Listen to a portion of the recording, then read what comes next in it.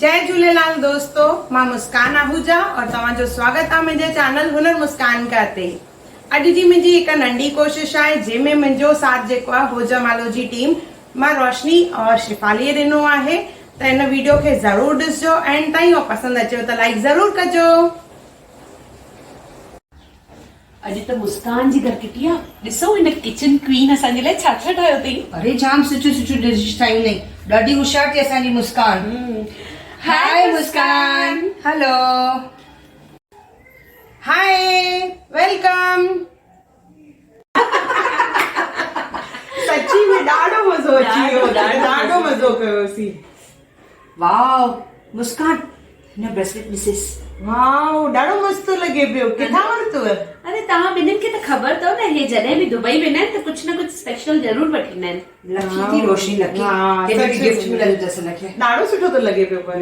अचो खणो नाश्तो हाणे खाऊं। वाह मुस्कान, छा छा ठाहियो अथई। चयो वियो मां न, ये किचन क्वीन ॾाढो स्पेशल बि ठाहींदी आहे, टेस्टी भी ठाहींदी अथई। ओ, मुंहिंजो फोन आयो आहे जेसिताईं तव्हां नाश्तो खाओ। हेलो, जय झूलेलाल। कहिड़ो हाल आहे? हा, यादि आहे मूंखे। जय झूलेलाल। हिन ज़माने में उहो ई न, हाय हेलो न, सिधो जय झूलेलाल। अलाए कॾहिं बदिलजंदी। सफ़ा ॻोठाणी आहे, ॻोठाणी। हा, ठीकु आहे, मां तव्हांखे ॿुधायांव थी पई। बाय, जय झूलेलाल।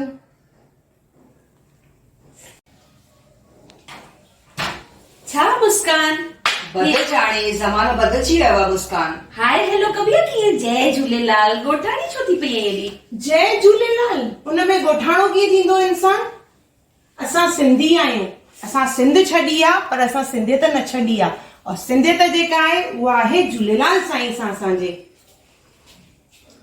सच्ची ॻाल्हि चई। असांखे पंहिंजे जय झूलेलाल न विसरणु खपे। सही थी चई मुस्कान। जीअं असांजी सुञाणप असांजे ॾाॾनि परॾाॾनि सां आहे, तीअं ई असांजी सिंधियत जी सुञाणप जेकी आहे उहा असांजे इष्ट साईं झूलेलाल सां आहे। सही था चओ पिया, असां सिंधी आहियूं त साईं खे विसारणो न आहे असांखे।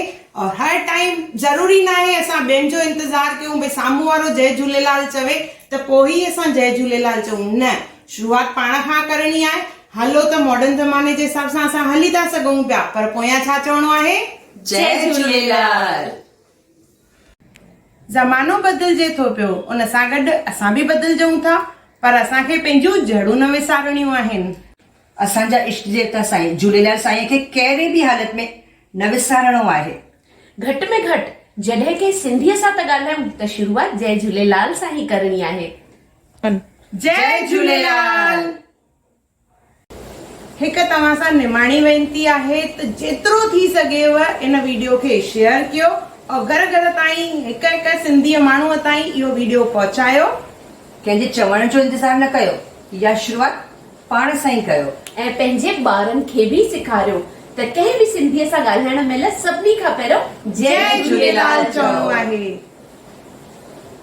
तव्हांखे अगरि असांजी इहा कोशिश पसंदि आई हुजे त सिंधियत जे लाइ तव्हां बि कॉन्ट्रीब्यूट करे सघंदा आहियो।